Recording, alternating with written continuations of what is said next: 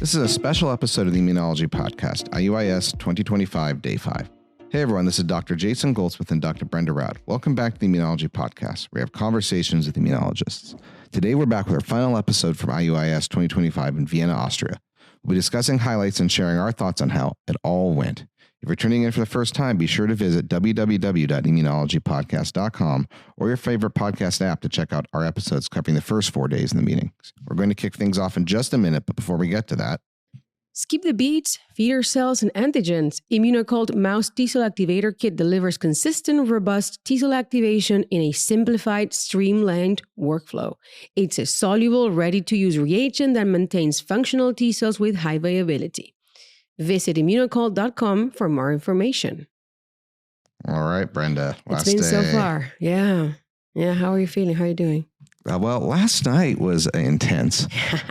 It was. Wasn't it fun? We had the party with a live band of accomplished immunologists and also musicians. Who would have thought? Yeah, but that live band that was very fun. They did not play an 4-hour set. And I actually left right before midnight and it was still going. Yep. The party was still going. Which is impressive. Indeed. And I don't know when it stopped, but I can tell you that it did not stop early based on how people looked this morning coming in. There was a very long line for the coffee. Yeah. The 8:30 a.m. sessions were, I think, a challenge for some people. Yeah, indeed. It kept going. A lot of the senior faculty I didn't see roll in till like the 10:30 session. There was They burned, they raised the roof, as it were. But we were there. Fulfilling our mission of bringing to you the best of the conference, no matter the circumstances. That was really fun. I'm looking forward to the next tour date. Yeah. On Toronto 2028. Apparently they need a lead guitarist and I might get recruited. There you go. Next time, Jason featuring. This lead guitar. Yeah. Oh boy. Here we go. All right. Well, what did you get to this morning? Well, I had a really cool cancer immunotherapy session. Always good, always interesting. First talk from Michael Sadelain, who is now at Columbia University. And, really, really interesting overview of CAR T-cell therapy and new strategies to improve activity, kind of success of CAR T-cell therapy. And it's nice also because he gave a few kind of numbers. So where are we at right now in terms of CAR T-cell and CD19 or BCMA are the two approved therapies for cancer. And there's around, I think it's 7 approved CAR T-cell therapies, most of them against CD19. And at the moment we have a complete remission rate. And this is usually in previously refractory patients of, 38 to 16% of large B-cell lymphoma, 82 to 85% in ALL, 23 to 90% in multiple myeloma. So it's really impressive, some of what we have done so far, but then these numbers, of course, are not 100%. So what can we do to bring these numbers higher? He also mentioned very, very nice CD19 CAR for SLE, for autoimmunity, also, more recent development, but just as impressive. So Michael mentioned 3 things that we need to work on to what he referred to as pain points in terms of CAR T-cell therapy. First of all, improving the antigen sensitivity of our CARs. And this is because, what he showed is that in the case of CD19, for example, patients will have variable levels of expression of this marker on their on the lymphoma cells.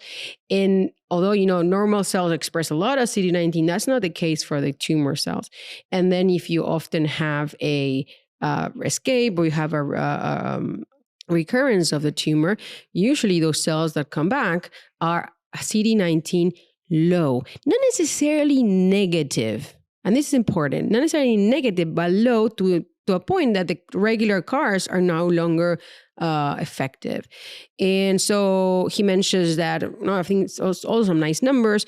You need about 2,000 to 1,000 molecules of the CD19 molecule antigen density to be kind of recognized for a regular CAR's traditional CD4 41BB CAR TCR to work. And what happens if you have less than that? So he shows this published data, but I think it's important, what he calls HIT receptors, HLA independent TCR receptors, in which you use kind of a more hybrid molecule between a TCR and the antibody. So you still have the antibody binding sites on the top, but then you're kind of connecting it to a TCR-like structure that will interact with the CD3 co-receptor. And this increases the sensitivity a lot. So you can have this HIT receptors that will recognize as little as 100 molecules. So that's a lot better and will allow you to kind of target these tumor cells that reduce expression, but don't necessarily eliminate it, but reduce the expression of their target antigen. And so he shows some data for CD70 HIT molecules with, a lot of very interesting results. And I think it's very, very promising.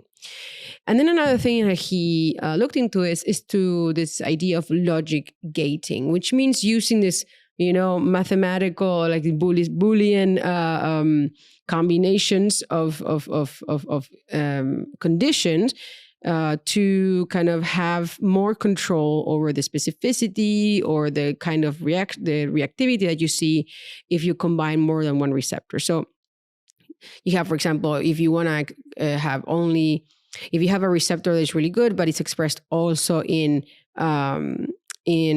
healthy tissue, maybe you can find a second receptor that is not so good as a target, but is exclusively expressed on the tumor cell. So then maybe you can say, well, only attack if you see both of them on the cell, and that's like an AND gate. But what he discussed further was the if better gate. And this is when you have a main target antigen, but then this target antigen sometimes will be presented in kind of too low amounts, and again, sensitivity is not sufficient. But then you have a second molecule that is recognized on the surface, and this one kind of picks up a little of the slack if you have low expression of the principal target. The second target might give you the extra binding that you need to secure the activation of the CAR and the CAR T cell. And so he had an example for AML in which they're targeting this ADGRE2 target protein on the surface of AML cells, which is mostly expressed on only on tumor cells, and so not so much in healthy tissue. But then often, so if this receptor is sufficiently expressed, no problem, you can target it, right? But often it happens that you have a lower expression. But then if you consider the co-expression with a different protein, CLEC12A, which would be kind of this secondary antigen, together they can compensate. And then what he showed from patient data is that then you end up having a situation in which you will have, after treatment, and if you look at the expression of these two markers on the residual cells in the patient, you will still have cells that have low expression of GRE2, but then if there will be no cells co-expressing at any level of ADGRE2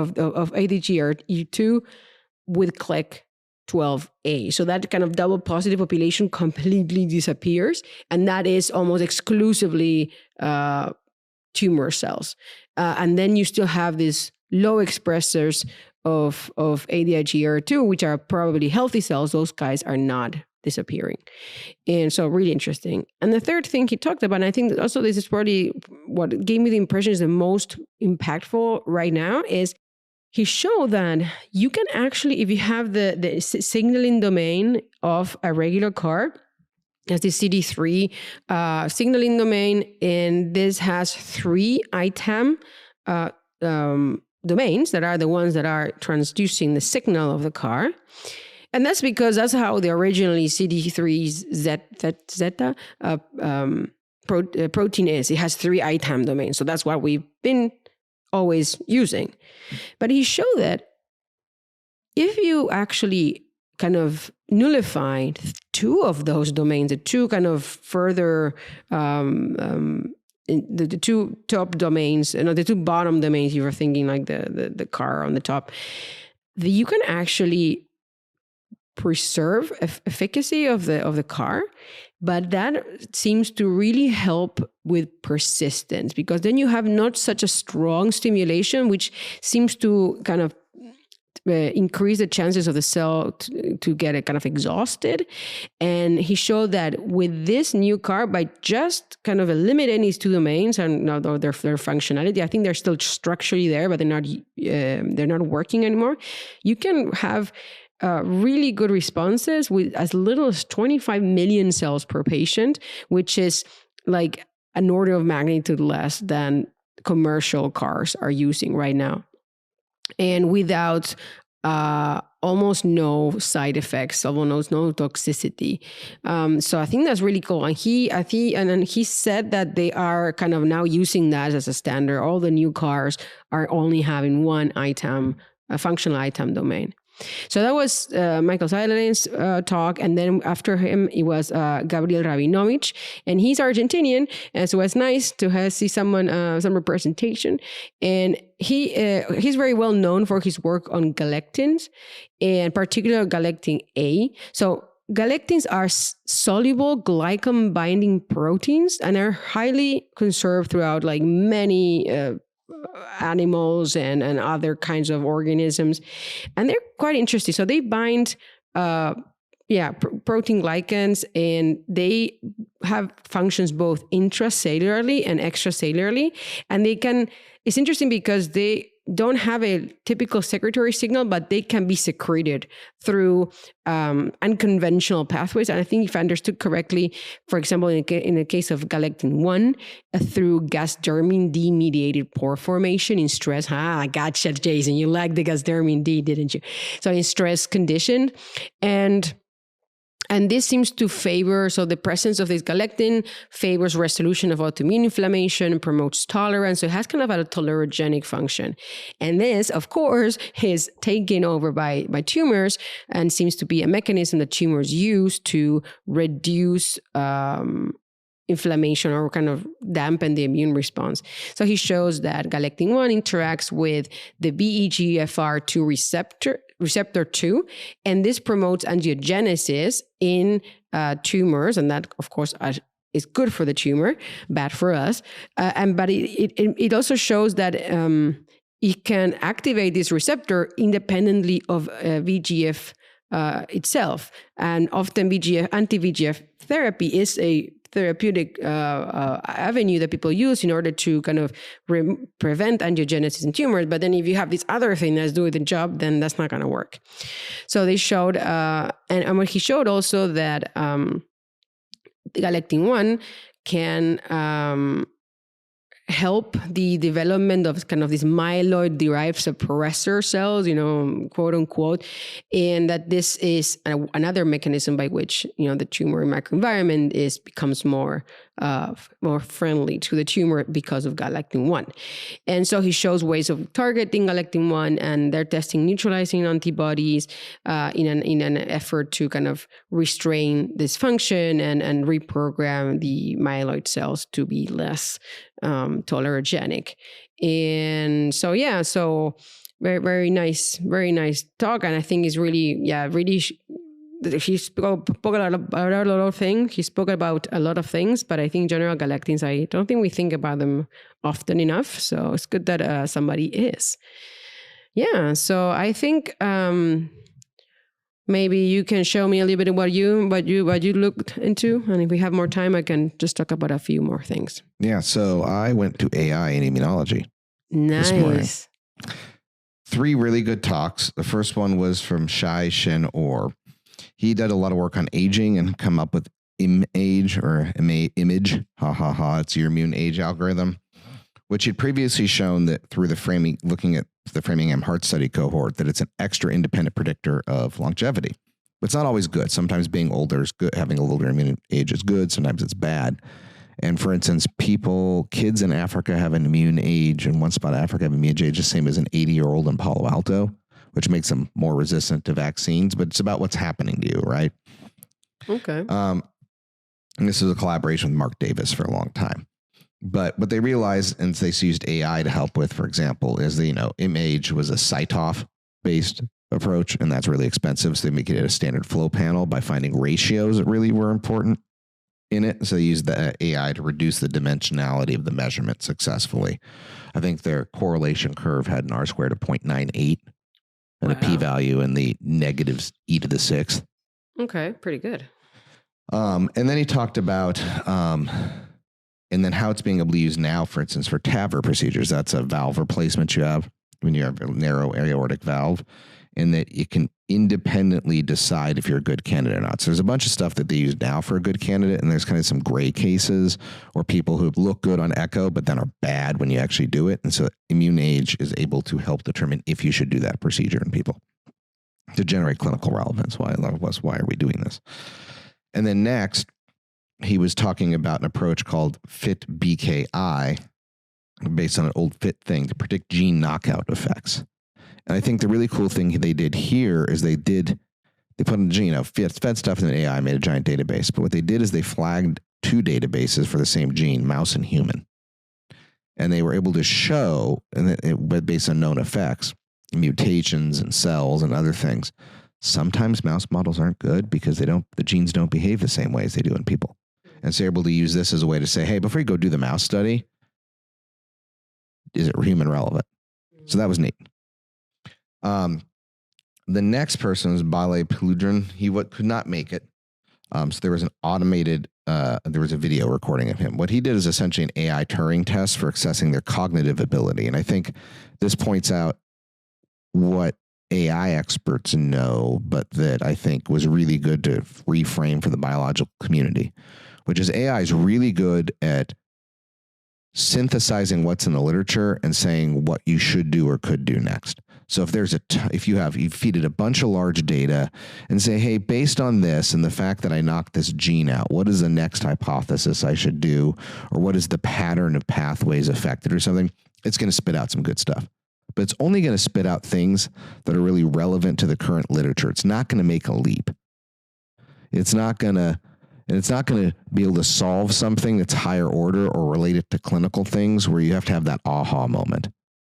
Like, oh, if you modified BCR-ABL fusion proteins, it affects AML. Okay, great. But it's not going to make those big leaps. And so it was a really good paper, a really good approach, and the papers are being published to drive home the fact that it's a giant pattern recognition machine, but it doesn't actually think.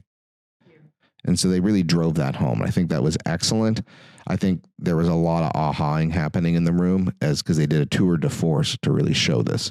They tested feeding data in and then hypothetical situations and hypotheses. They mapped it all the way out to bigger, what's the larger clinical correlate? And they could really see where it failed. And that was neat. I really liked that type of work. And then in the beginning, I was like, oh no, he's talking about it thinking. And I'm very nervous that he's ascribing too much power to it. But then he says, no, here's where the limitations are. So I think he came back around and really got people to see the hard part. And then lastly, Martin Gilmans talked about, from Belgium, it was really a theoretical talk, but with some applications. AlphaFold is the prototypical AI for science, right? You can give it a protein sequence and outcomes folding, and humans can't do that. But it's based on some important things. One, it has a whole bunch of proteins that are already folded, right, as a reference.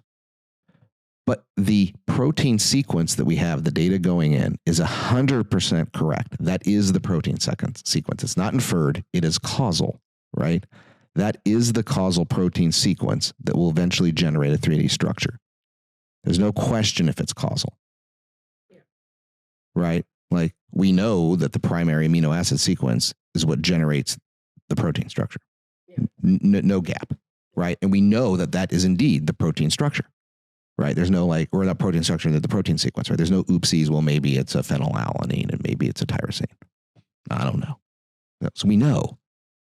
And they're saying that that is what we need to do for immunology, is that right now it's a lot of correlative data and data that like, well, I knock this out, I see 55,000 things happen, and there's no systematic approach to build a database that AI can predict off of.